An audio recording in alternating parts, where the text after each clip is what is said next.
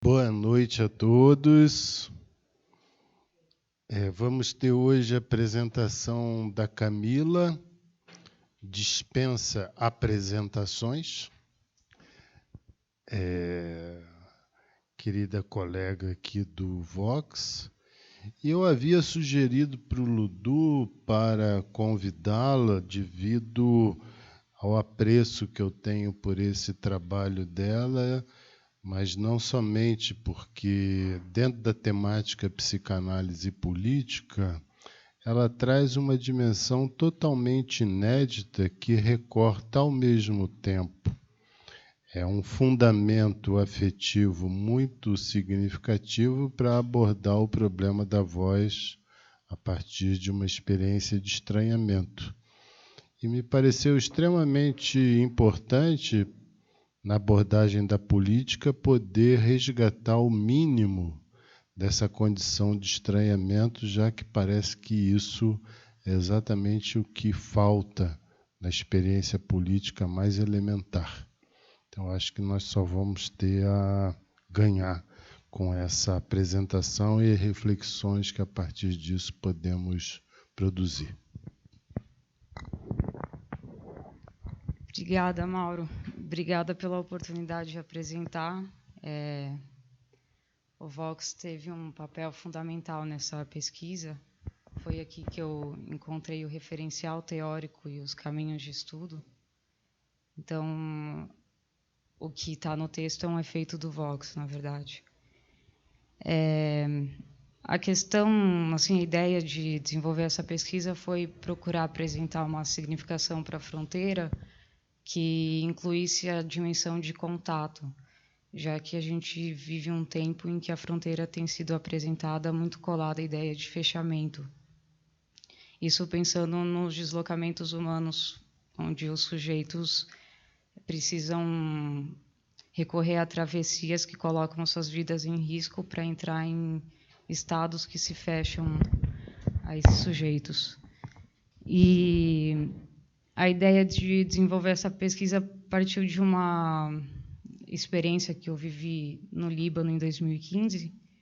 Eu sou brasileira, nasci no Brasil, cresci aqui, mas sou descendente de libaneses. E em 2015, em viagem ao Líbano, num dia em que eu estava bem próximo da fronteira com Israel, houve uma interferência na rádio e uma voz em hebraico entrou no Líbano. E escutar isso sendo alguém que tem uma história relacionada a esse território é algo que não se dá sem efeitos. Eu vou ler a experiência porque, para entender os afetos dela, é preciso entender o contexto em que ela foi escutada e depois eu vou partir para os desenvolvimentos teóricos.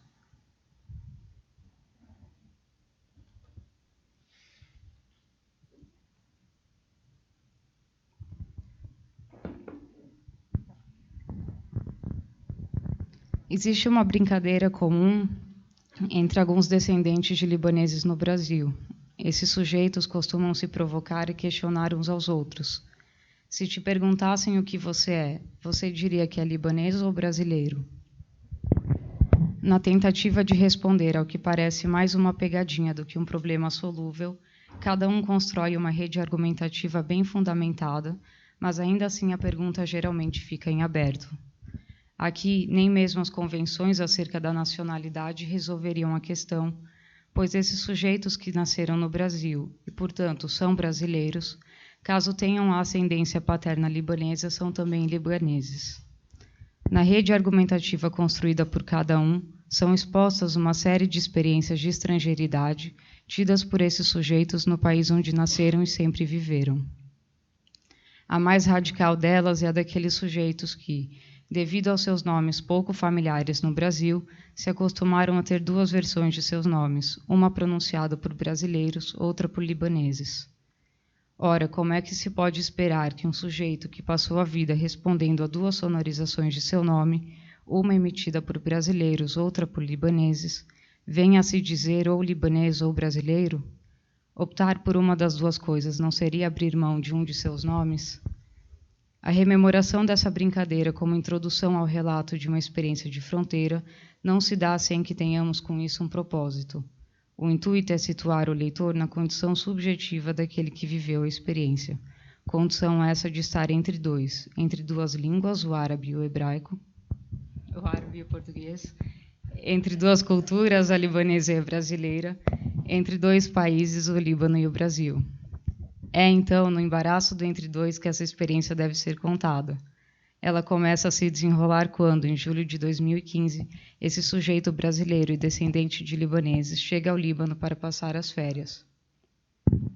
A sua chegada se dá numa madrugada simultaneamente abafada e úmida, característica habitual das noites de verão de Beirute. Desembarcar no aeroporto de Beirute é uma experiência que, independentemente de quantas vezes o sujeito tenha passado por ela, sempre se dá a ele como se fosse a primeira vez. Por mais que ele tenha um grupo de convívio que fale a língua árabe no Brasil, a linguagem dos libaneses que nasceram e sempre viveram no Líbano é diferente. Os códigos são outros, os comportamentos divergem e resta esse sujeito patinar. Ele, que chegou a um país que é também seu, que conhece a língua que é também sua, tropeça o tempo todo no contato com os libaneses e começa a reviver sua condição de deslocamento.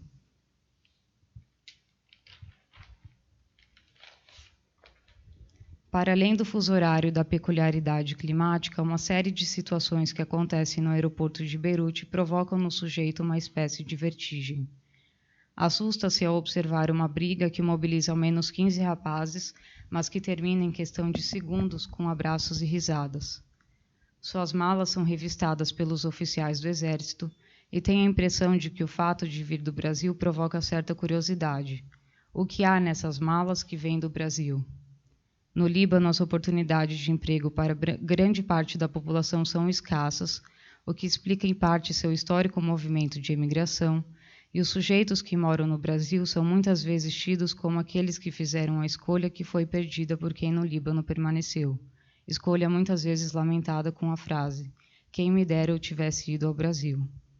Após receber suas malas de volta, essas passam a ser carregadas para um hotel, sem que o sujeito tenha solicitado esse tipo de serviço.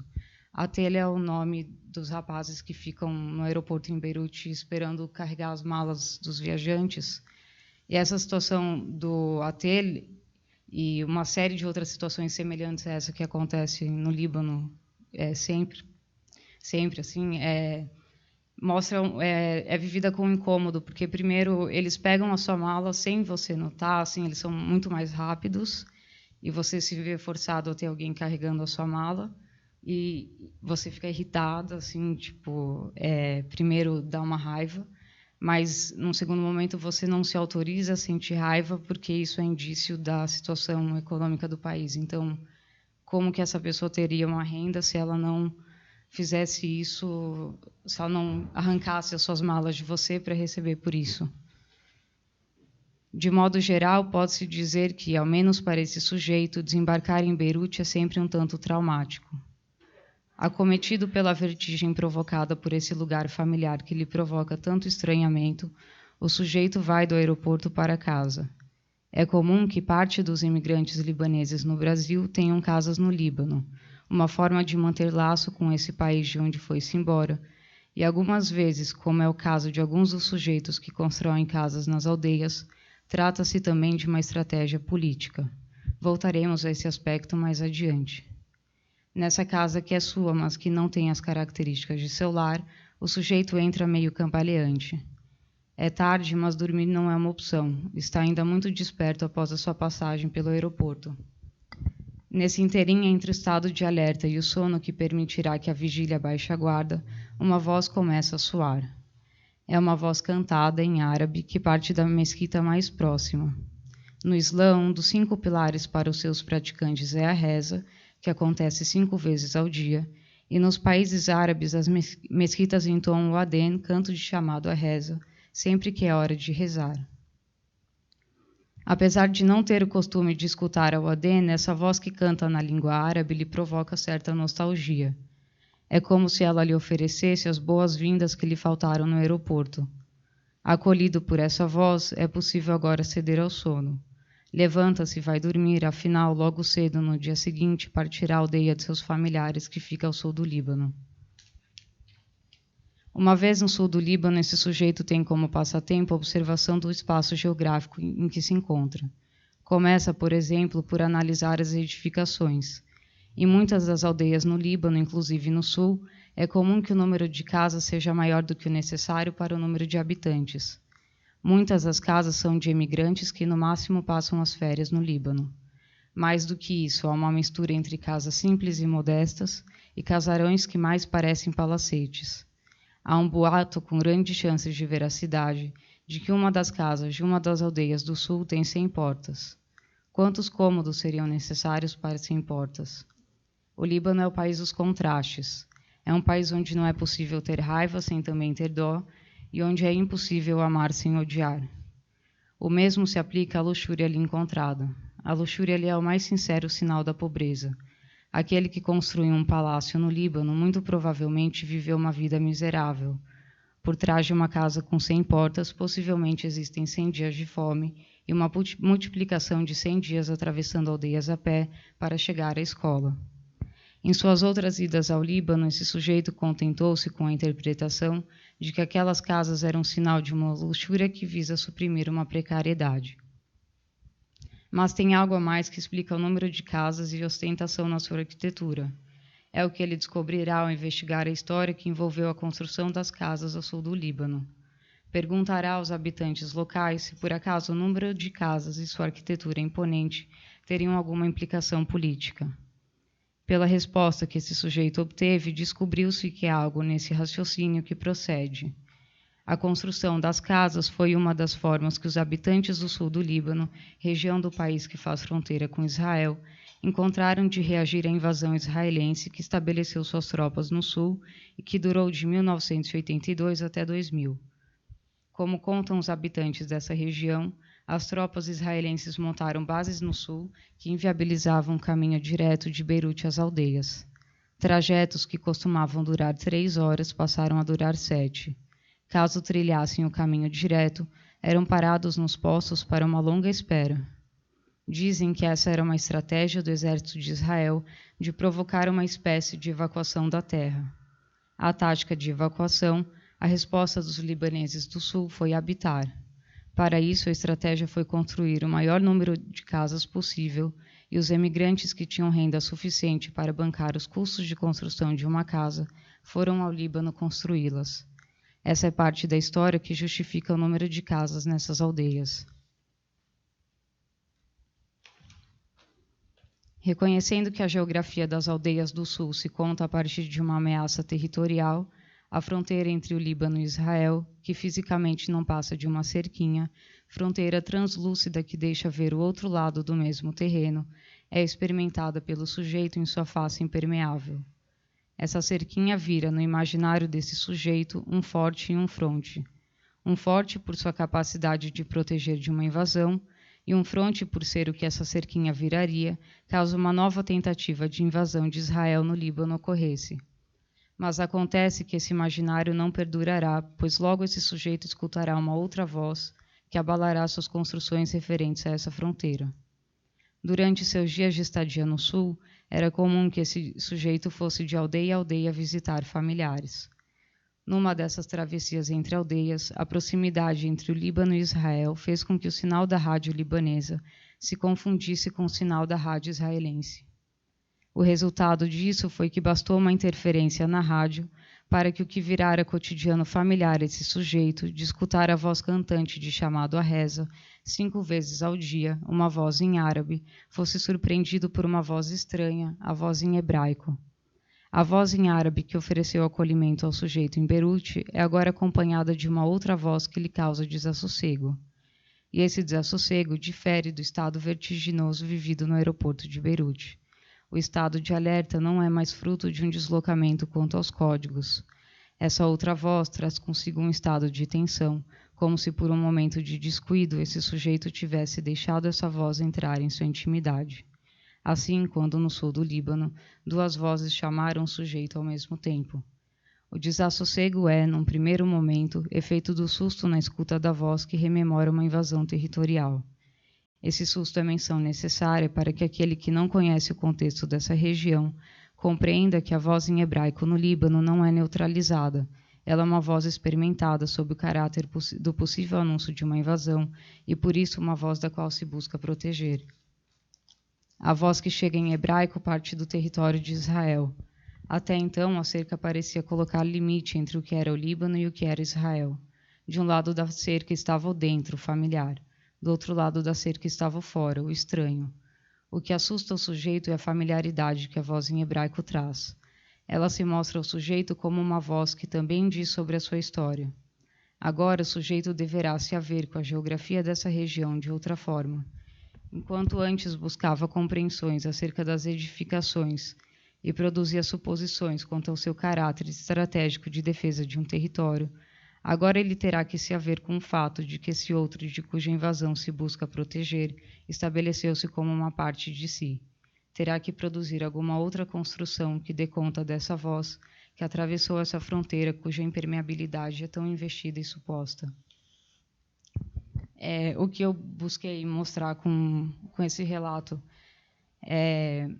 para os sujeitos que estão no Brasil e que têm uma relação próxima com o Líbano, com a cultura e com outros libaneses, as idas ao Líbano são sempre ocasião de reorientação em relação às referências. E escutar essa voz, assim, no momento em que, como busquei mostrar no relato, no momento de tentar se localizar entre ser estranho ou ser familiar, e tentar se situar na política do país, vem essa voz e é como se ela dissesse: você que está aí reconstruindo a sua história, não se esqueça de mim, eu também faço parte dela. E isso, nesse contexto, escutado nesse território, é inquietante. E para usar ela, e a fim de construir uma outra significação para a fronteira, duas coisas seriam necessárias. A voz precisaria poder significar, a voz em hebraico poderia poder significar alguma coisa outra além de invasão, e a fronteira precisaria significar alguma coisa outra além de fechamento. E para isso, isso não poderia acontecer sem uma suspensão das significações já constituídas, e isso só eu coloco na conta dos afetos, assim, a possibilidade de suspensão de significações, principalmente na conta do Alain de Evaio, com o trabalho dele sobre o espanto.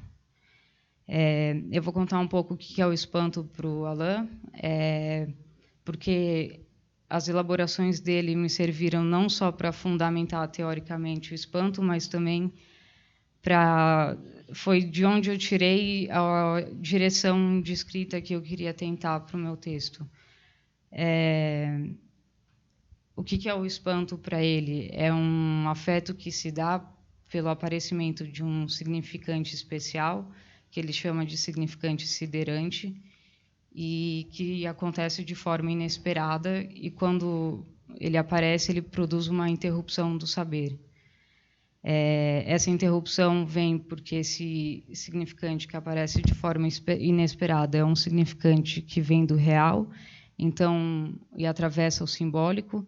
Então, as significações já constituídas não dão conta dele. Tanto é que o Alain diz que um ato de criação é um ato de nomeação pelo simbólico de algo que vem do real.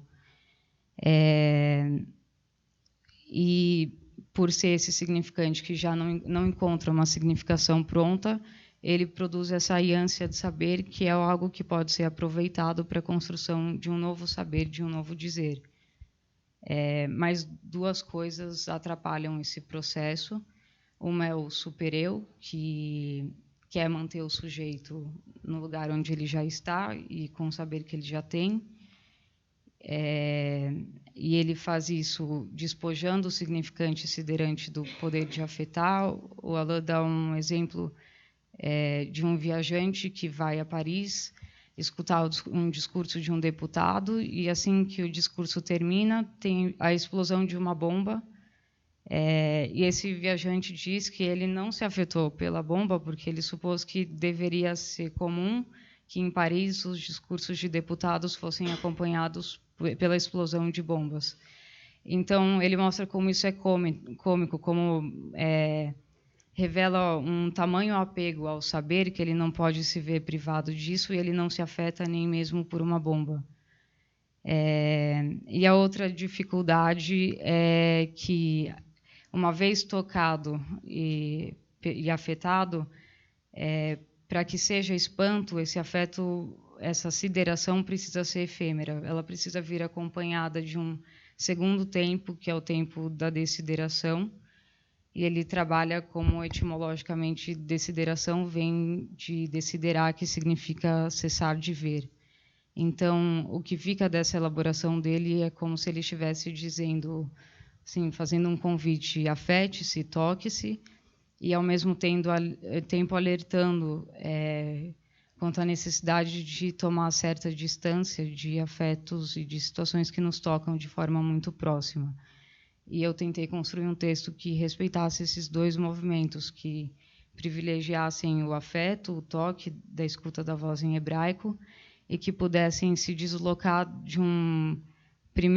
da primeira sensação que ela provoca, que é uma sensação de invasão, para poder encontrar nela alguma outra coisa que não fosse apenas isso. Nessa tentativa de encontrar algo outro, algo que foi privilegiado foi a interferência na rádio, que foi o meio como a voz chegou.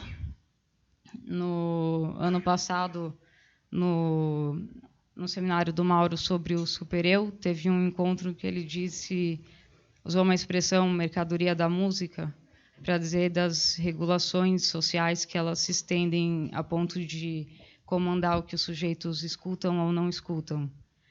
E pensando nessa regulação social que se estende, inclusive a ponto de controlar a sonoridade, a voz em hebraico é algo que no Líbano sofre regulações, e a interferência na rádio foi algo que fez com que ela ultrapassasse essas regulações. Do lado do Líbano não é permitida a circulação da voz em hebraico, não existe filme, música em hebraico, já que ela é uma rememoração dessa história de invasão. E do lado de Israel, os endereçamentos ao Líbano são sempre militares.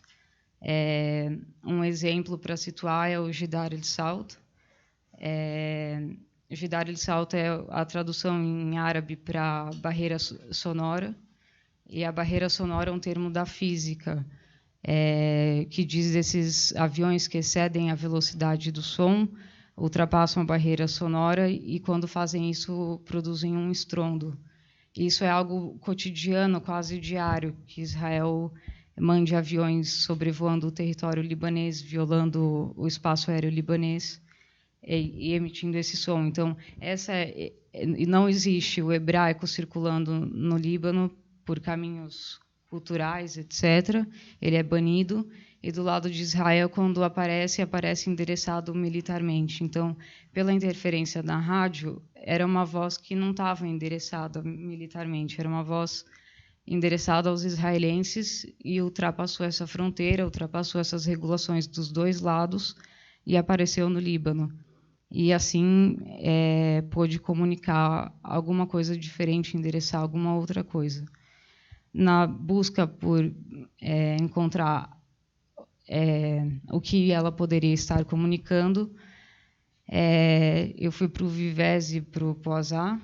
O Vivès diz que fui para esses dois autores para privilegiar o encontro entre a voz em árabe e a voz em hebraico, essas duas vozes que constituíram a experiência.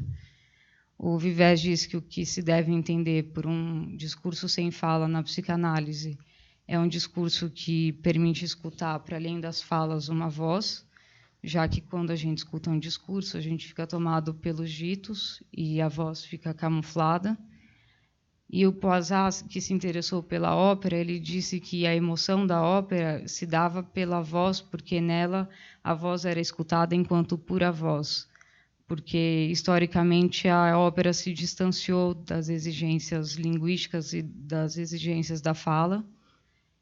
O canto na ópera em notas altas e longas faz com que as vogais não sejam claras e que não tenha mais a separação entre o início e o fim das palavras. Então, é uma voz que ele diz que é incompreensível e ininteligível. Incompreensível porque não tem os ditos claros e ininteligível por ser essa voz que se separa da fala. E pensar nessa formulação dele, para articular com a experiência, as vozes do Adén, desse canto do Alcorão em árabe, e a voz em hebraico foram duas vozes incompreensíveis, mas inteligíveis, ao contrário da ópera. Incompreensíveis porque eu não falo hebraico e o meu árabe é só um árabe de dialeto local, um árabe libanês. O árabe é uma língua que tem duas formas, tem a língua da alfabetização, que é a forma padrão, que é a língua da escrita, da leitura, e em cada país existe um árabe local, um árabe de dialeto. E para quem conhece só o dialeto, o árabe padrão é muito difícil. E o Adén é um canto no árabe padrão. Então, para que eu pudesse entender os ditos do Adén, eu precisaria de um outro tipo de esforço, não é algo que vem automático. Então, essas duas vozes que não foram camufladas pelos ditos, mas que preservavam as características das duas línguas, puderam destacar a familiaridade entre o árabe e o hebraico, e nisso comunicar uma familiaridade entre os dois povos, e uma história de relação que era muito diferente dessa hoje, pautada por essa fronteira.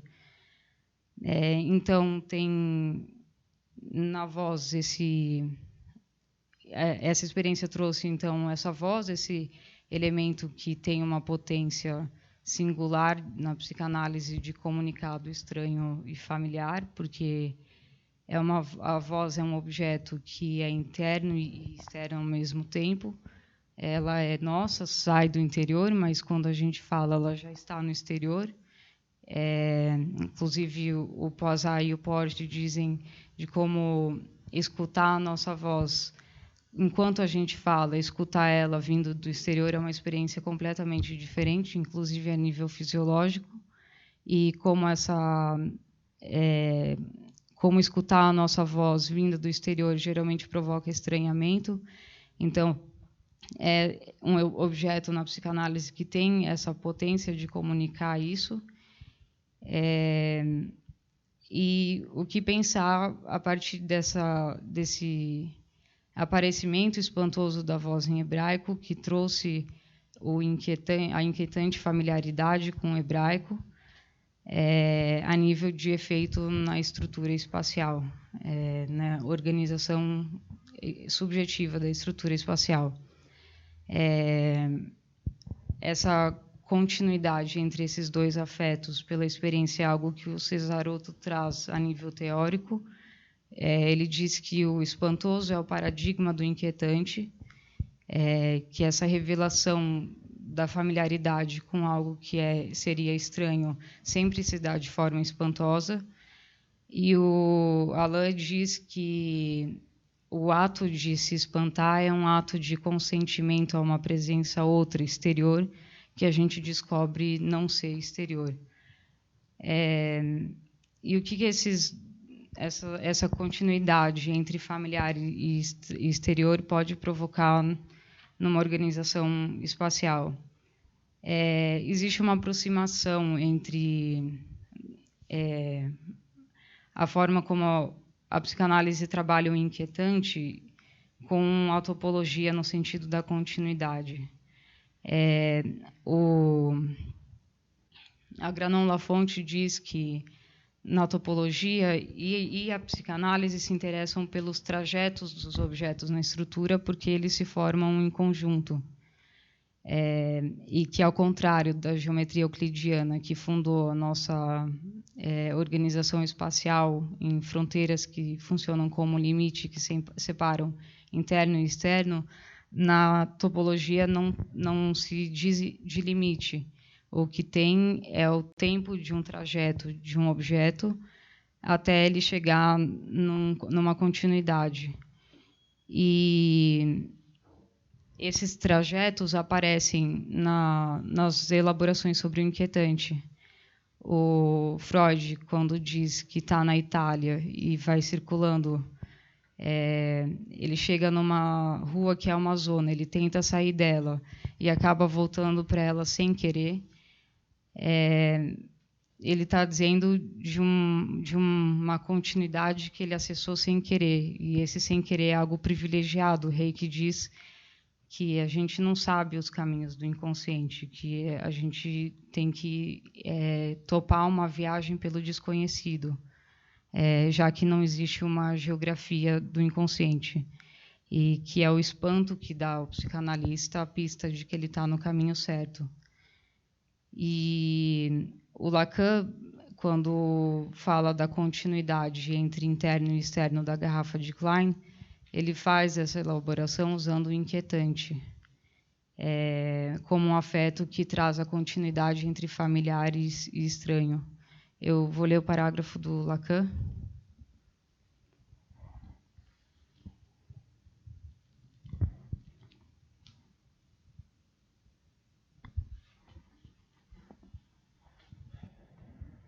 Só para situar, vou ler o parágrafo anterior também.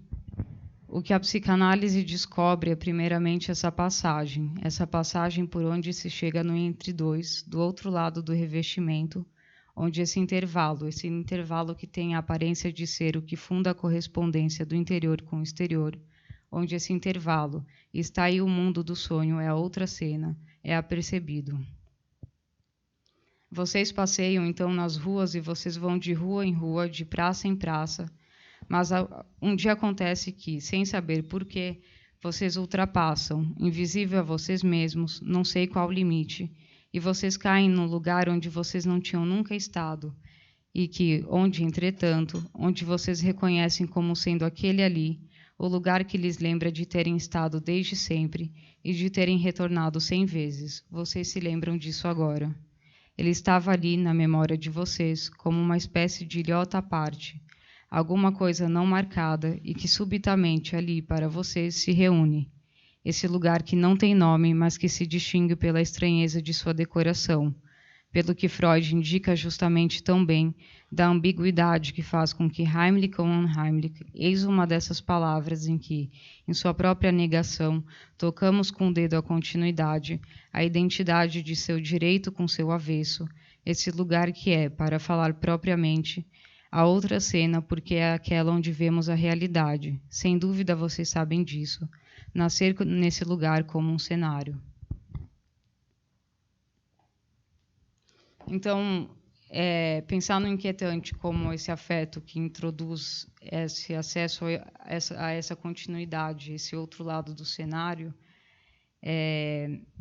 o que pensar no efeito do inquietante articulado à organização espacial, pensando na topologia. A Paola Miele diz que a voz é um elemento da dimensionalidade espacial, que ela parte de um ponto e se estende a outro. E o que, em termos de efeito na estrutura, essa voz que partiu do outro lado da fronteira provoca nessa estrutura, quando ela é escutada do lado interno da fronteira. Para isso, eu peguei o Toro, já que é uma figura que o Mauro tem nos deixado familiarizados. Num dos encontros que passaram agora da oficina da voz, o Mauro mostrou o reviramento do Toro, o que um corte na estrutura do Toro produz em termos de reviramento, que o exterior chega ao interior. E eu procurei considerar a entrada da voz em hebraico no Líbano como um corte no Toro, que produziu esse reviramento e trouxe o exterior para o outro lado do interior, para o lado interior, lembrando que o Lacan usa o Toro para pensar como que algo, a princípio exterior, vira interno ao sujeito. E, assim, então, em resumo, o que eu busquei mostrar nesse trabalho é que, por mais que a gente viva dentro de uma organização espacial onde a fronteira opera como fechamento, onde os territórios são divididos e delimitados, é possível usar o fechamento das fronteiras a nível de organização, mas não necessariamente fazer com que eles definam uma forma de laço social. Porque mesmo nessa fronteira entre o Líbano e Israel, que politicamente é necessário que ela se mantenha fechada na sua dimensão física, ainda assim é possível estabelecer um laço com alteridade, com o sujeito que está para além da fronteira, mesmo que seja via a escuta de uma voz. É isso.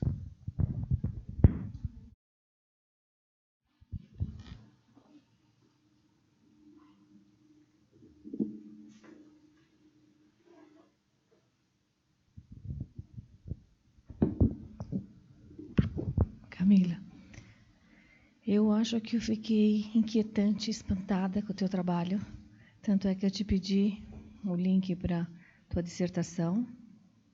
Eu acho que foi de uma gentileza você ter cedido essa experiência a gente para poder pensar a teoria, né? Essa questão da guerra do Líbano, das línguas, das vozes desse interior, desse exterior, fez com que eu voltasse, fosse ver história, entrar na sua experiência e poder me apropriar de coisas que a gente tem discutido aqui no Vox. Então, assim, eu acho que é um trabalho que diz muito do que a gente vem aprendendo aqui no Vox. Eu tive que rever vários conceitos através da sua experiência. Fui buscar a sua experiência, não li toda a tua dissertação. Mas, assim, você escreve de uma forma tão clara que quando você conclui que os afetos, eles podem ser uma forma de você ressignificar essa fronteira, né? Isso me deixou assim, como você trouxe no teu trabalho, o bebê, né? O Aislan, né? A forma como aquilo sensibiliza, né? E como a gente pode entrar em contato com isso, me fez perceber que é possível que a gente possa fazer essa passagem de uma forma não limitante, né? Eu te agradeço por essa oportunidade. Obrigada. Como eu havia dito no início, uma das importâncias do seu trabalho é exatamente destacar esse elemento de afeto, conjugando o estranhamento na sua experiência. Mas isso só é possível a partir de alguém que tem uma experiência com o inconsciente avançada. Por que eu digo isso? Porque a dominância ou a pregnância dessas significações que se reportam a esse tipo de fronteira dificilmente podem ser ultrapassadas por qualquer tipo de sujeito. Por quê? Porque eles estão afetados pelas significações legítimas ou ilegítimas, dependendo do lado que se encontram, para justificar uma oposição a uma voz que vem de um território que é um território, a princípio, significado de forma hostil por aquele que escuta. Então, a possibilidade de suspender a hostilidade realmente uma condição, quer dizer, essa possibilidade de suspender o ódio é uma condição que só a experiência com o inconsciente promete, porque essa abertura que você pôde nos trazer, ela não é uma abertura no sentido banal, trivial. Estou aberto para, por exemplo, escutar o diferente. Não, isso é balela cristã, né?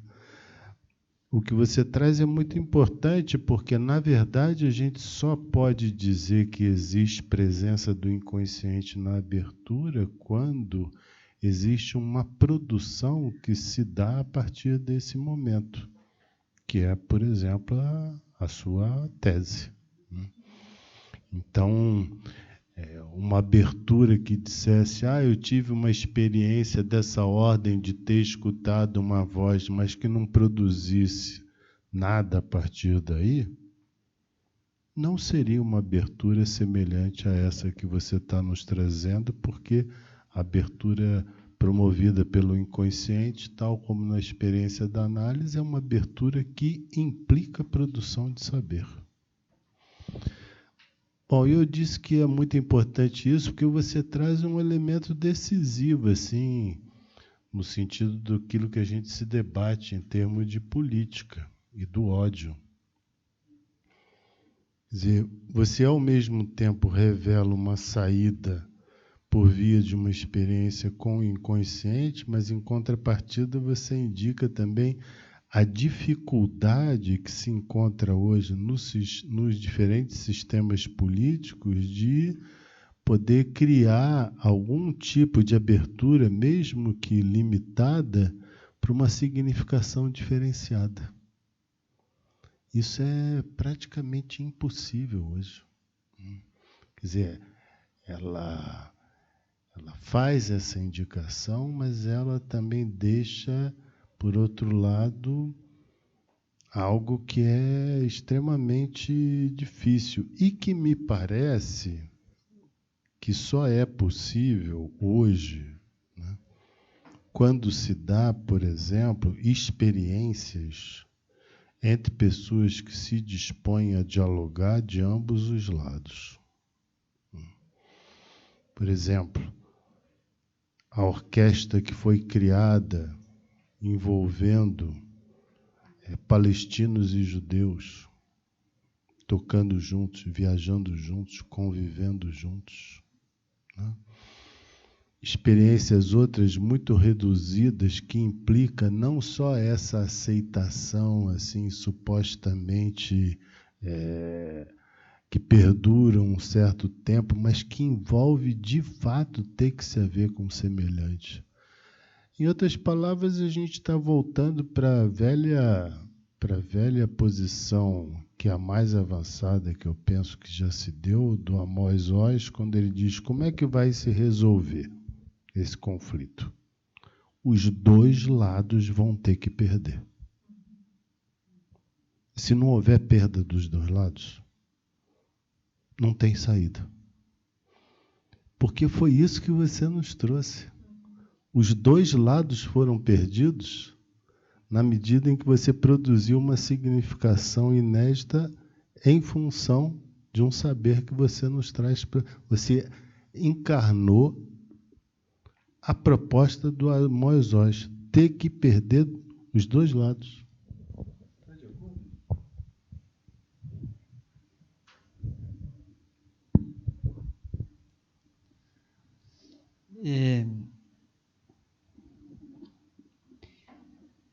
Eu acho que tem essa... Pegando o gancho que você falou agora, Mauro, você me fez pensar, a partir da leitura do texto da Camila, que tem esse... Vou chamar assim de um operador, que ele mais ou menos costura o texto sem aparecer, que é essa ideia da perda que você falou. Né? Porque...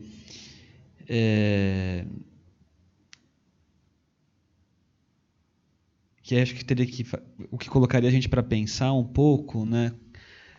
O tipo de processo que está em jogo quando a gente fala o tempo todo de trazer a alteridade para o interior ou o estranho para o familiar. Quer dizer, isso só se opera quando a gente se dá conta que aquilo que era familiar e aquilo que era estrangeiro, na verdade, não era bem assim. Né? Digamos, pensando nessa... esse trabalho de topologia que a Camila coloca para a gente, né? Porque se a gente começa a falar que, bom, onde ali há uma marcação muito certa, né, entre linhas e pontos, na verdade, a gente passa por uma questão de superfície de continuidade, a gente perde mais do que só um tipo de topologia, né?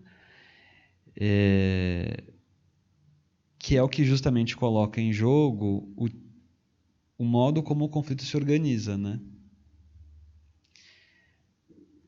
Porque quando a gente está pensando nesse tipo de perda, o que está em questão também, me parece, é a radicalidade do modo como o significante é arbitrário. Quando a gente está falando de fronteiras, a gente está falando o tempo todo de um significante com efeitos muito concretos na nossa vida, né? Tem um discurso com muitas palavras, aliás, saturado de palavras operando. Eu nunca tive lá presencialmente, mas eu acompanho um pouco por conta de amigos, né? Enfim. E eu acho que a experiência no sentido forte que você conta para a gente é quando muita coisa disso cai para que alguma coisa diferente aconteça, né? Você poder falar, né, desse estranho que é a voz hebraica aparecendo do lado do Líbano, ela só pode ser levada às últimas consequências pensando que tem alguma coisa de estranho que é esse canto, né, do Aden, que não sei como pronuncia, né, Aden, que também, de alguma maneira, a gente pode supor que estava do outro lado, né? Quer dizer, é nesse sentido que isso que aparece como uma fronteira pode se desmontar. E eu acho que, apesar da gente sempre falar, né, um tanto da psicanálise na universidade, de um jeito assim, problematizando essa relação, eu acho que tem uma outra coisa que acho que vale a pena apontar do seu trabalho, que é o modo como algo dessa experiência se transforma numa dissertação, numa tese, mostrando como ainda há uma potência desse encontro entre o discurso universitário e o discurso psicanalítico, né? Mas eu acho que aí a potência vem justamente porque tem algo dessa experiência que, de novo, né, nesse reviramento todo do que é familiar, do que é estrangeiro, né, do que é individual, do que é social, o que é nosso, o que é da comunidade, isso transmite algo, né, transmite algo podendo repensar a situação, podendo ressituar a experiência, podendo colocar a gente para revisitar os conceitos, como a Tânia disse, né? Eu acho que essa é uma outra fronteira que cai, né? Eu acho que isso também é importante ressaltar. Obrigado, Camila.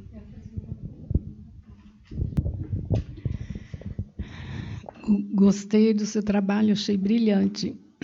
E você toma uma situação exemplar, que é o conflito entre dois países inimigos, onde num se fala hebraico, no outro se fala árabe, e essa invasão, né, dessa palavra em hebraico que é escutada por uma confusão, né, você falou de ondas captadas, né, pelo rádio. E aí você faz todo um percurso onde fica quase didático, né? Não sei se foi a forma pelo qual você foi construindo, mas passando pelos conceitos, onde você mostra o que é externo, o que é interno, o que é inquietante, o que é o afeto. E o Mauro, quando ele tocou nessa questão de que vamos dizer, esse modelo, né, para se pensar o ódio é importante, é bom, eu queria te perguntar se, numa situação em que não há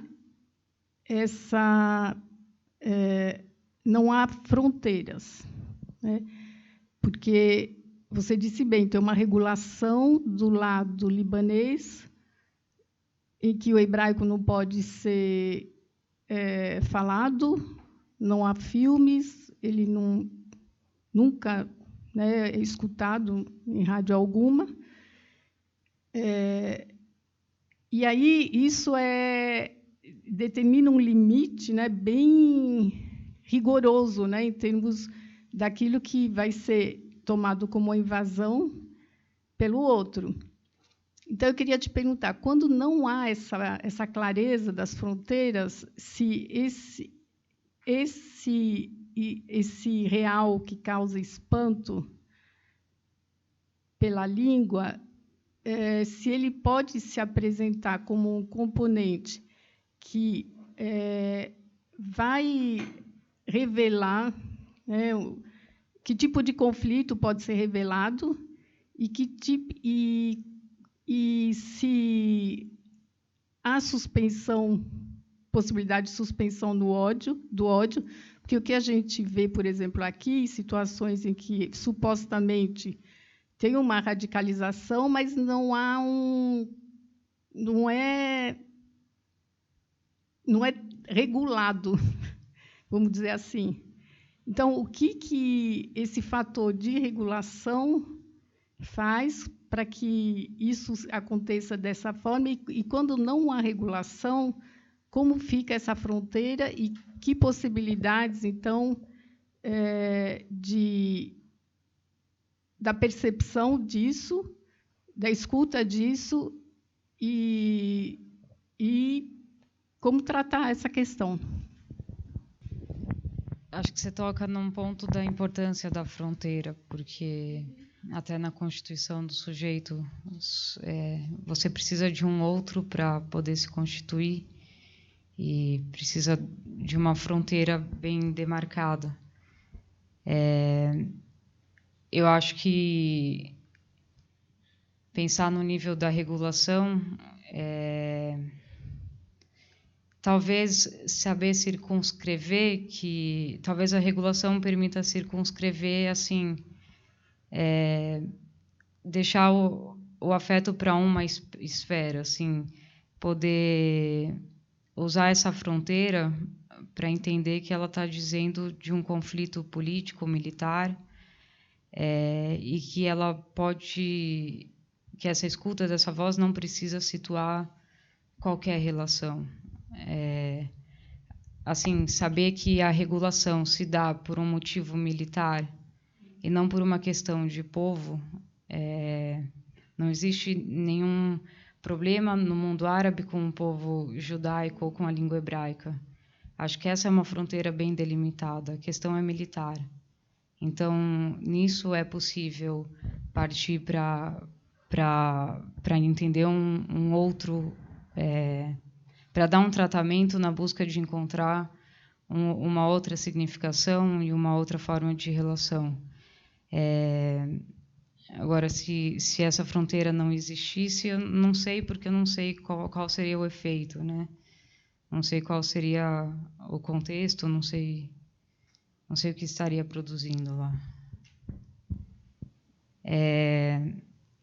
Sobre o que o Mauro falou, eu lembrei do Alano, quando ele diz como o mundo adulto deixou o espanto para a hora marcada, né? Quando ele fala que ficou para o jogo, para a arte. E ele se pergunta por que as pessoas vivem o espanto e isso fica sem efeito. Porque quando elas chegam a se afetar, isso fica sem efeito, e você acabou de responder que é porque é preciso um compromisso com o saber, com a construção. E sobre o que a Tânia disse, a questão do afeto, até para pensar o menino Aylan, eu estava com vontade de usar um texto da Butler, que eu deixei só para conclusão, porque senão eu acho que eu acabaria misturando muita coisa. Mas ela diz da importância do afeto na política, como seria necessário incluir a vulnerabilidade. O afeto que ela introduz é a vulnerabilidade. Entender, ela usa muito da psicanálise nessa questão de que não existe eu sem o outro, e que entender que algo que afeta um sujeito do outro lado do mundo provoca consequências para você também. Então, a vulnerabilidade do outro implica uma vulnerabilidade sua também.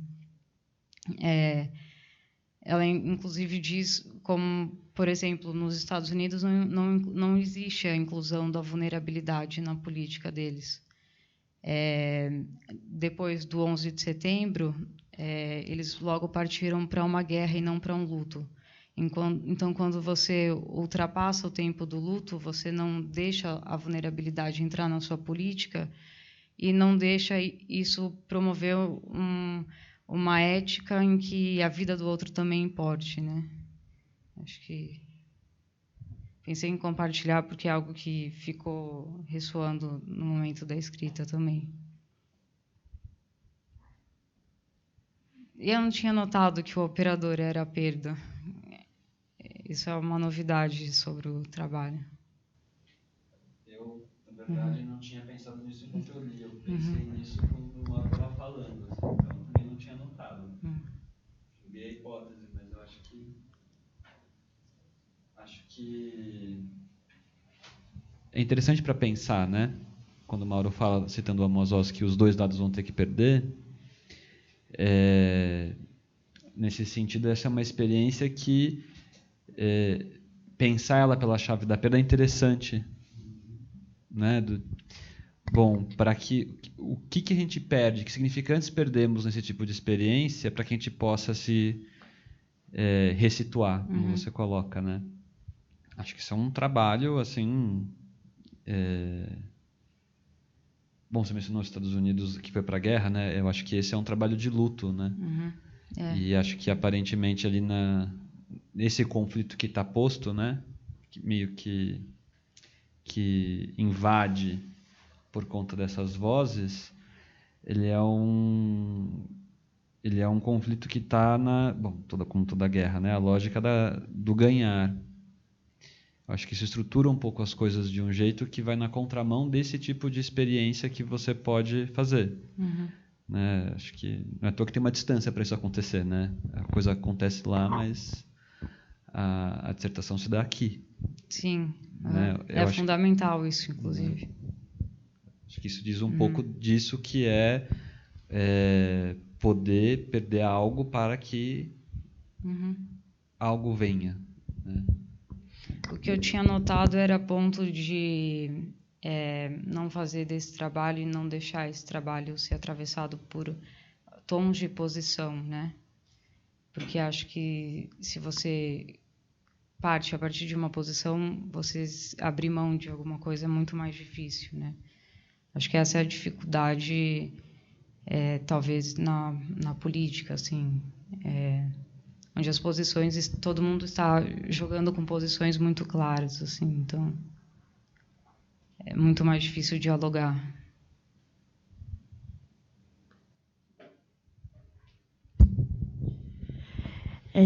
Então, a gente conversou um pouquinho em outros momentos sobre o teu trabalho, mas queria trazer um papo para cá. Eu fiquei muito... Toda vez que eu ouço o seu trabalho, eu trago muito para o Brasil, assim, para as coisas que estão acontecendo aqui. No caso, quando você falou dos AT, né, e falou daquela sensação de uma espécie de irritação quando eles vão pegar as malas de uma forma meio forçada, assim, sem nenhum pedido, assim, mas ao mesmo tempo que dá uma irritação, logo em seguida dá acho que você diz, de uma certa desautorização e ficar irritado, porque todo mundo sabe da questão econômica como está lá, né? E eu fiquei lembrando muito das situações que a gente vive aqui no Brasil o tempo todo, que tem a ver com isso, assim, eu não sei se para você chega da mesma forma, mas quando você disse, me lembra muito, por exemplo, quando a gente está dirigindo um carro aqui, chega alguém no para-brisa, já limpando o teu carro, e aí na hora você fica muito puto, depois você fala, limpa isso daí, toma o dinheiro e a gente acaba por aqui, assim. E o teu trabalho me faz pensar numa coisa que eu acho que, lendo ele, não é o teu objetivo, mas por isso eu acho muito interessante que o teu trabalho ele faz pensar em coisas para além do seu objetivo, né? Ele ultrapassa o seu próprio objetivo, que é, inclusive, na questão de como que os psicanalistas se posicionam na política, né?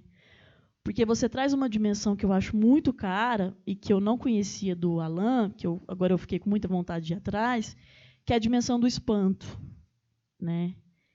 E aí eu fico pensando, cara, assim, como que... Porque tem essa coisa do espanto que ela não tem muito como ser ensaiada, né, assim. Mas tem um trabalho analítico que cada um faz que aciona uma espécie de abertura para esse espanto, né? Então, em determinados momentos, as respostas diante de uma experiência de um espanto pode ser uma outra que não foi essa que você deu, uma outra resposta, né? Diante de uma experiência de espanto, eu posso partir, sei lá, pela violência. Eu posso partir por uma coisa que é muito brasileira, que é para uma espécie de paixão pela ignorância, né? Assim. Então eu fico pensando assim, que é uma coisa muito muito minha, assim, que eu tenho, mas eu acho que de bastante gente também, que é esse modo de operação de um grupo de psicanalistas na política, que eu acho que tem a ver com desespero, inclusive eu faço isso também, que não produz espanto nenhum. Assim, só excesso de sentido e de posições. Né? Porque quando você diz, eu tomei um pouco de cuidado de não tomar posições, para mim fica muito claro que essa é uma posição que você toma, assim, né? De não cair numa coisa de partidarismo, mas mesmo assim você se posiciona. Assim. Mas, enfim, mais para bater papo mesmo. Mas é que tem um problema, né? Porque quando que o psicanalista precisa se posicionar para não ser passivo a algumas coisas, e quando que ele se posicionar faz com que ele, assim, endosse a polarização, né? Que é uma questão que, assim, eu não sei o que fazer com a política do Brasil, por exemplo. Eu não sei como me manifestar enquanto psicanalista. Ninguém sabe.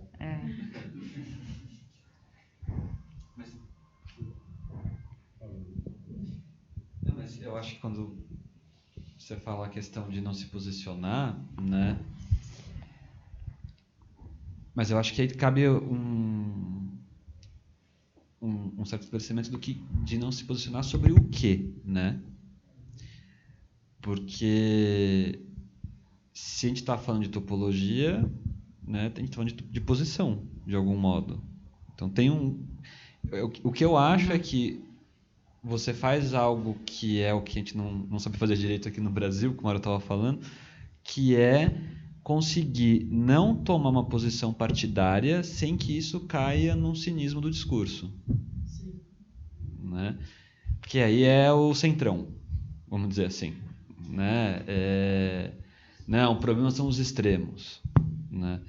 E aí eu acho que não é desse não se posicionar que você está falando, né? Porque tem algo assim que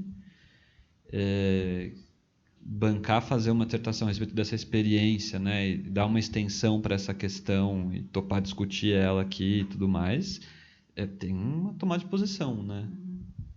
Mas eu acho que esse é o difícil, né? Não cair nesse cinismo.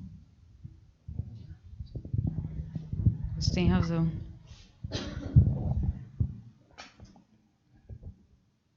Eu volto a insistir que isso que você nos traz só é possível a partir de uma experiência avançada com o inconsciente, a partir da qual essa possibilidade de abertura se sustenta no sentido que nos interessa enquanto analistas, que é a possibilidade de fato de produzir um saber inédito. Sem essa condição de produção de um saber inédito, as aberturas praticamente se esvaem. E isso fica muito claro no que você está nos trazendo quando você indica a importância de distinguir aquilo que são os objetivos instrumentalizados pelos militares e que são confundidos pelos olhares de fora como se fossem do próprio povo, como se o objetivo militar e o objetivo do povo se confundissem. Mas por que a gente tem ideia de achar, por exemplo, que a política de tal país, que na verdade é um posicionamento militar, corresponde ao conjunto da população? Porque nós somos, no sentido extenso, nós somos adoradores do ódio. E por que nós somos adoradores do ódio? Porque o ódio nos protege de ter que se haver com essa questão da diferença que você traz. Então, por exemplo, se fosse lá do lado de Israel ou do lado do Líbano, qualquer outra pessoa mais normal, execraria ter escutado isso, maldiria ter escutado isso, né? Porque não haveria abertura nenhuma.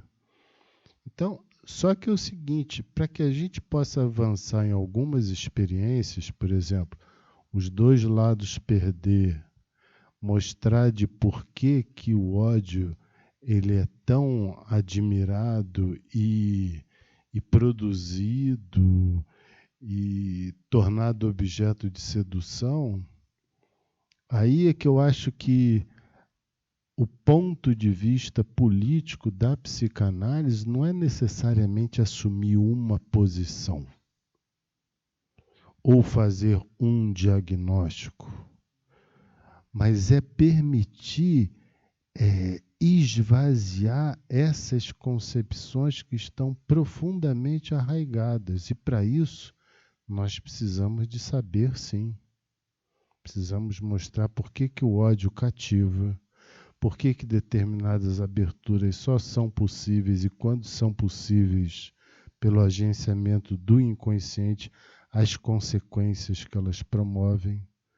Quer me parecer que boa parte dessa condição mais festiva de psicanálise política ainda tem a ver com uma certa tradição em que os psicanalistas se comprazem de poder olhar para as situações políticas e, com uma distância que é simplesmente ridícula, dizer o que está acontecendo. Quando, na verdade, não, é um trabalho muito mais... Por isso que eu fiz questão de que você viesse falar, porque a gente precisa aprender a esvaziar as questões para poder, então, ter possibilidade de abordá-las de outra forma. Caso contrário, a gente vai ficar sempre tomando posição. Existe uma potência muito grande no seu trabalho por ele ser inclassificável enquanto um trabalho clínico ou político.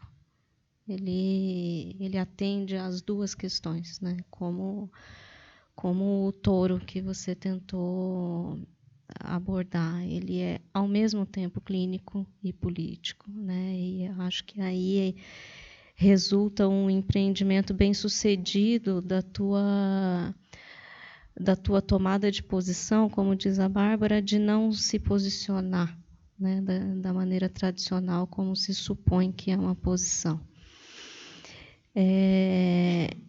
Para fazer render o debate naquilo que o Mauro apontou,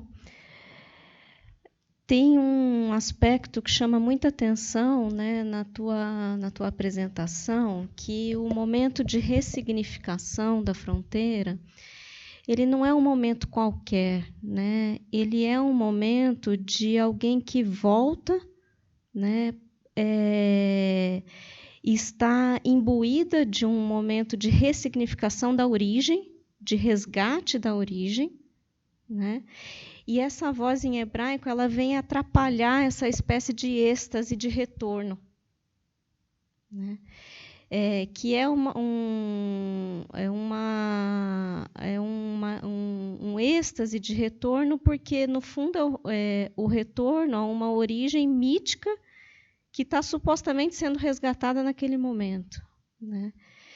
Então, me parece que a possibilidade de ressignificação, né, e se há um elemento de perda dos dois lados, né, pode ter a ver com a perda dessa ideia mítica da origem, né? Cai o encanto da origem ali, né? Porque não é em qualquer momento que vem esse atrapalho da voz em hebraico, né? Eu me lembro de 2 relatos que se assemelham muito ao seu. O primeiro é de um israelense, né, um professor universitário que tem uma obra que chama A Invenção do Povo Judeu, e ele, por vias totalmente diferentes das suas, ele aponta o mesmo aspecto, né? Que em determinado momento ele se dá conta que a unidade do povo judeu é uma invenção, né? É uma invenção de uma retórica extasiada com essa origem, né?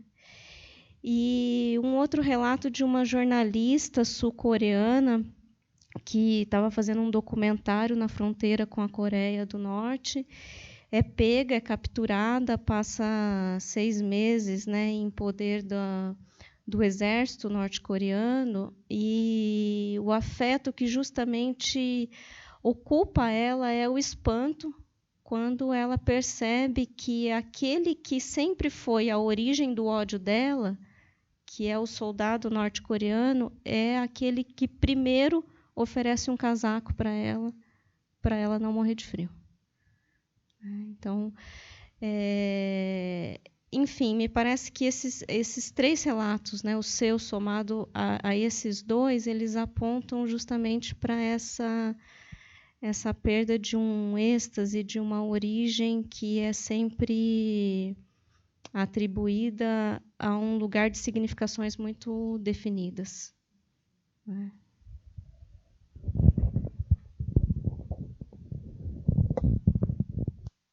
Vale lembrar de uma coisa até sobre essa êxtase da origem.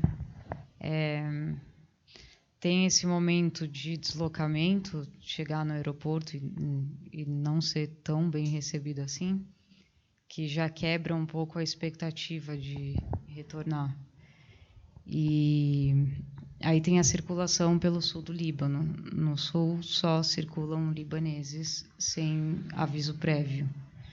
Então, isso é quase como um apaziguamento daquele entre 2, de não se saber árabe ou brasileiro, mas então tem uma circulação aqui no sul, então sou libanesa, assim.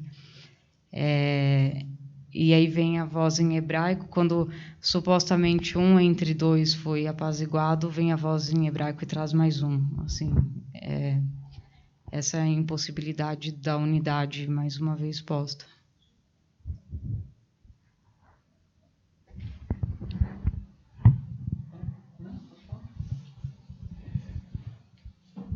Camila, primeiro eu agradecer, achei muito interessante.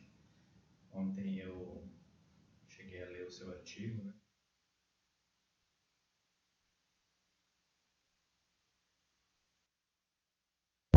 Alô. Como eu estava dizendo, né? Ontem eu cheguei a ler seu artigo e gostei bastante. E uma das coisas que me chamou a atenção foi essa distinção que você faz entre fronteira e limite, né? Então, queria te convidar, talvez, a falar um pouquinho mais sobre isso, né? Que um jogo que você faz é com relação à questão do inconsciente, né? Que também pode ser tomado de maneira assim limítrofe ou como fronteira, né? A partir do momento que algo inquietante aparece, ou um espanto aparece, e se pode produzir algum saber em cima disso, né? E me fez pensar também, quando eu estava lendo, sobre fronteiras e limites na transferência, né? Não sei se é algo que chegou a te ocorrer, talvez você pudesse falar um pouco sobre isso. E pensando na situação nacional, assim, né? Primeiro, de novo, né? Achei muito legal você dividir a sua experiência, porque é muito distante para a gente que vive num país assim tão amplo, né? Então as fronteiras são distantes, a gente não sabe muita coisa dos nossos vizinhos, o conhecimento é limitado, né? E nesse momento de polarização também fiquei pensando o quanto que isso pessoalmente, também no consultório a gente vê, né? No momento em que um familiar está do outro lado da fronteira, né? O quanto que isso não causa assim de mal-estar, né? Ou aí acho que varia muito, né? De caso a caso, né? Ou de também cisões, né? Enfim, são duas coisas meio misturadas, mas meio diferentes. E se você quiser comentar alguma coisa, acho que é isso. Primeiro, você pode contar um pouco do dessa fronteira e desse limite na transferência? Não sei, porque eu pensei naquela coisa da transferência como resistência, né? Então, às vezes, surge alguma dificuldade na clínica, né? Pensando mais em consultório, né? Ou até, por exemplo, né? Uma dificuldade de ouvir um paciente falando sobre um posicionamento com o qual você não está de acordo, né? E como é que isso fica, ou também do lado do paciente, né? Por N motivos, essa coisa da transferência como resistência, né? Como é que se corta para que isso desdobre de outra maneira, né? Para que a análise avance, né? Vamos dizer assim.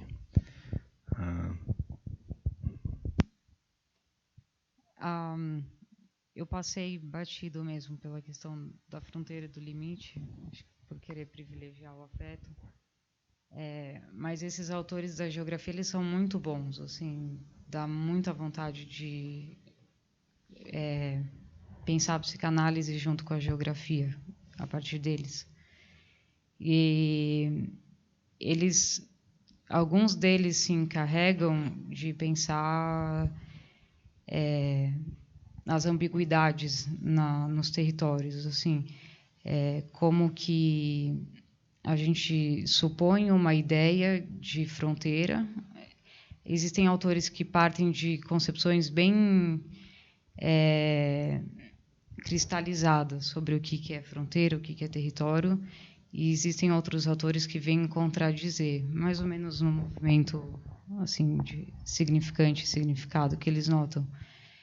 Eles vão circunscrevendo como que a fronteira funciona em cada esfera. Por exemplo, na economia, já quase não tem mais fronteira na ideia de limite, mas isso só entre países que se tem interesse em estabelecer uma relação econômica. Tem sempre algo que se faz fronteira e algo que se faz limite ao mesmo tempo. E eles vão trazendo essa discussão para voltar a mostrar que onde se trata como se não tivesse um limite e como se a geografia estivesse operando, se desenvolvendo, na verdade ela está regredindo, né? Que ela está produzindo cada vez mais excluídos. Essa é a intenção desses autores. E essa é a ideia da fronteira ou limite na psicanálise como resistência. Como que você, então, se posiciona a ponto de não fazer limite no discurso do sujeito, né? como que você pode intervir sem se colocar, porque não se trata de se colocar, e deixar o discurso continuar operando, né? Tem um exemplo clínico que uma autora dá, eu não lembro o nome do livro, mas é um livro sobre psicanálise política, um encontro. É um livro que eu peguei com você uma vez. Maria Helena, eu acho, não sei. Ela diz de um caso de uma paciente que tinha uma opinião política muito distinta da dela e ia fazer ela ia se mudar para um país onde ela correria risco, e a psicanalista tinha uma opinião muito diferente dela enquanto sujeito, mas não se tratava da opinião dela. Mas como que ela poderia usar isso para intervir a ponto de mostrar para a paciente o que ela estava querendo buscar indo para esse outro lugar?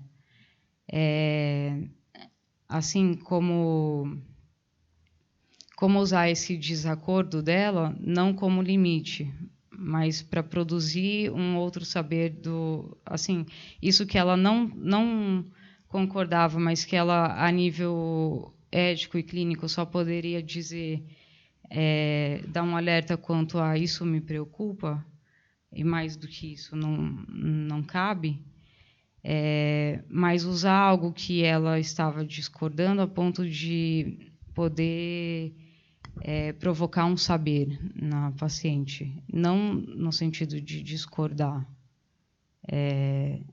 ou jogar com a opinião dela, mas no sentido de oferecer algum elemento que fizesse o discurso dela deslizar a ponto dela entender o que ela estava buscando indo para esse outro lugar. Não sei se ficou muito claro.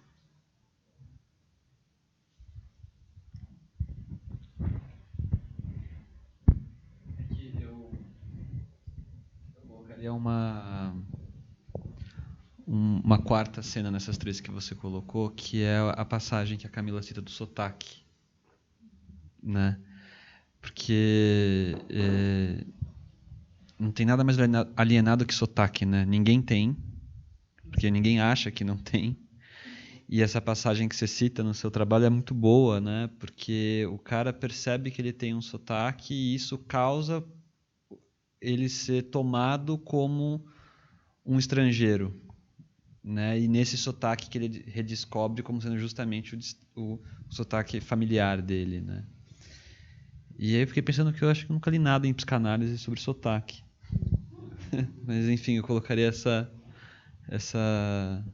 vinheta que você cita desse romance aqui na página 10 junto nessa série. Eu acho que é bem esse tipo de perda e queda que a gente tá falando, né?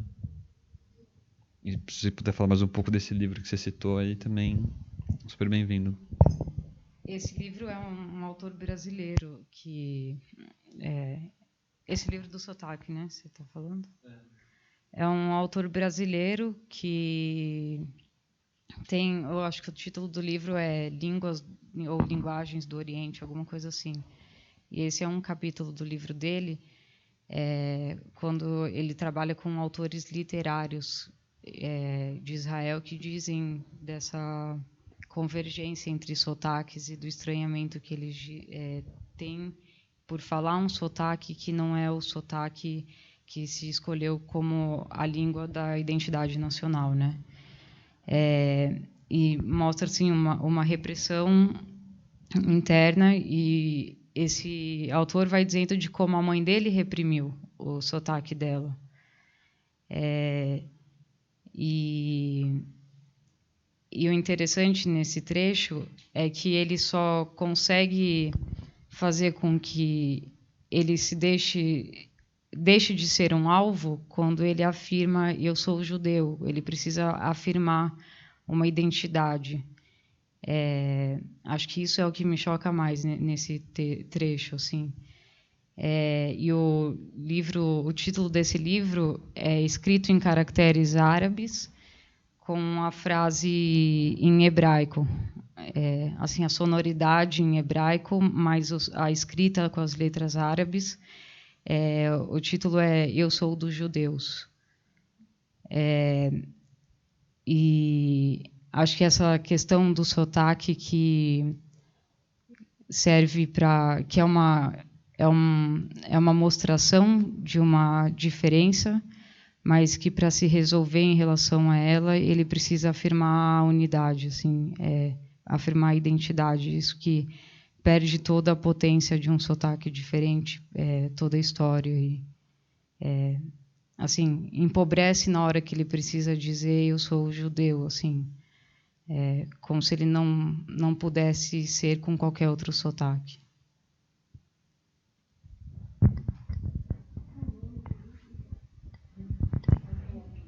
Deixa eu ver aqui. Tá.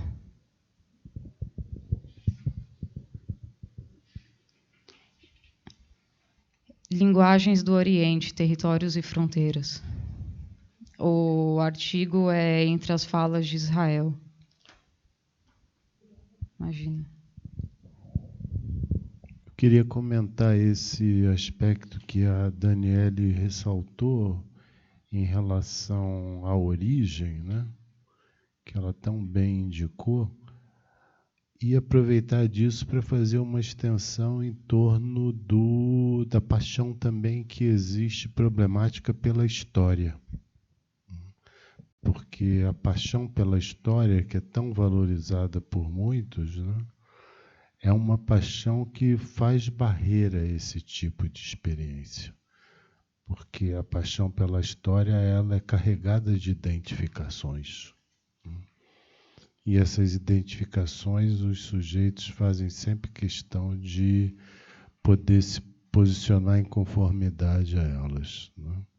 Isso é uma questão muito antiga, porque se você pega os textos clássicos que foram compilados na época do estruturalismo, a grande discussão do Sartre com os estruturalistas é porque ele considerava que os estruturalistas não valorizavam a história e por isso ele combatia os estruturalistas. E ele não entendia que o problema que o estruturalismo trazia não era um problema resumido a uma estrutura fixa, monolítica, mas um ponto a partir do qual se pode introduzir exatamente essa dimensão que agora que você traz, que é do estranhamento.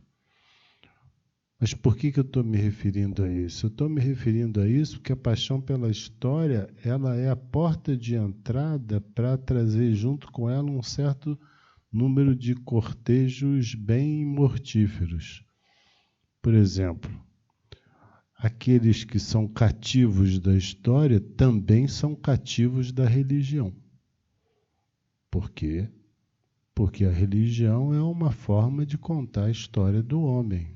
Então, mesmo que você não seja tão adepto de algumas posições religiosas, mas a paixão pela história implica uma adesão à religião. Bem, isso eu acho que é muito importante quando a gente pensa, como está pensando aqui no Vox, e o projeto do Vox procura contemplar isso, que é uma questão levantada pelo Lacan logo no início do Seminário da Angústia, quando ele coloca uma questão muito instigante, que ele pergunta assim: como fazer para ensinar aqueles que não podem aprender? Aqueles que não podem aprender e que não podem saber, que são os psicanalistas. Porque se eu estou numa relação de aprendizagem, eu estou numa relação com conhecimento propriamente, né? E se eu estou numa relação de saber, eu estou numa relação de ter esse conhecimento de forma mais extensa. Então, ele se coloca essa questão, que é uma questão fundamental e que eu penso que determina a nossa maneira de lidar com a formação do psicanalista, que a gente levantava ontem aqui numa reunião do conselho que aconteceu ontem à noite, Porque quando você se empenha em ter que fazer uma fidelidade, por exemplo, a determinado autor, você considera que você tem que saber tudo dele. Então é o que eu dizia ontem aqui à noite. É como se todo mundo tivesse que saber algumas coisas com as quais o Lacan teve que conviver. Acontece que todo mundo sabendo de todas essas coisas, esses saberes vão ser necessariamente estéreis. Ou seja, não é por acaso que nos fundamentos do Vox tem essa condição de que a pesquisa anda guiada por essas duas asserções do Lacan, que é: eu não procuro, acho, e eu não acho, procuro. Por quê? Porque, tal como na experiência que você trouxe, é preciso que a gente se abra para o saber a partir daquilo que nos toca. Se a gente começa a achar que a gente precisa saber por via de obrigações, a gente está na universidade. Então eu tenho que saber determinadas coisas, porque afinal de contas eu tenho que justificar bibliograficamente alguns fundamentos. Nisso há uma antinomia entre psicanálise e universidade. Quando Ludu ressalta a aproximação, essa aproximação é possível porque, como você falou no início, você está lá numa pesquisa a partir de uma ligação sua com um espaço que lida com a psicanálise de outra maneira.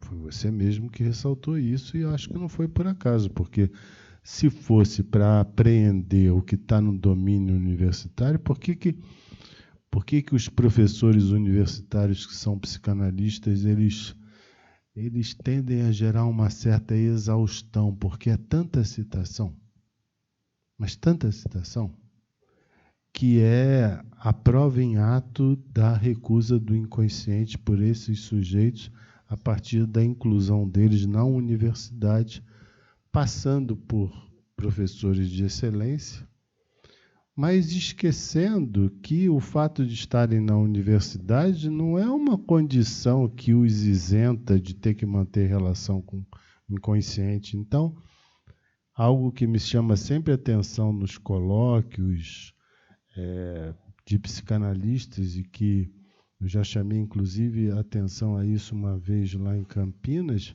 é que todo mundo vai se apresentar, o professor fulano de tal, mas o cara é psicanalista, gente. Por que tem que chamar o cara de professor? Tem que chamar o cara de professor exatamente porque é aí que vigora esse pacto, onde a resistência ao inconsciente ganha essa aceitação que está na contramão do que você está trazendo. Acho que não só a forma de ir atrás do saber, mas a posição que tem em relação ao saber. A gente termina uma dissertação e vai receber o título de mestre, assim. Então, a posição é como se virássemos mestres no nosso tema e como se tivéssemos um saber total sobre um tema, assim, que é algo que se diferencia de uma lógica furada, onde eu posso não saber tudo, assim. Eu posso saber alguma coisa. Inclusive, a forma como eu escolhi apresentar hoje foi com partes dos textos que eu não dominei tanto na época da escrita, e eu não tive coragem de levar para o texto. Por exemplo, o que o Alain explica sobre o real e o simbólico, etc., desse significante como passador do real. E que aqui eu fiquei confortável, porque se eu não soubesse, tudo bem. Assim, se eu cometesse algum deslize, tudo bem. Eu não tenho um título aqui para receber, né? Quero agradecer o espaço todo ao longo da construção e hoje também. A gente que agradece a você. Obrigada.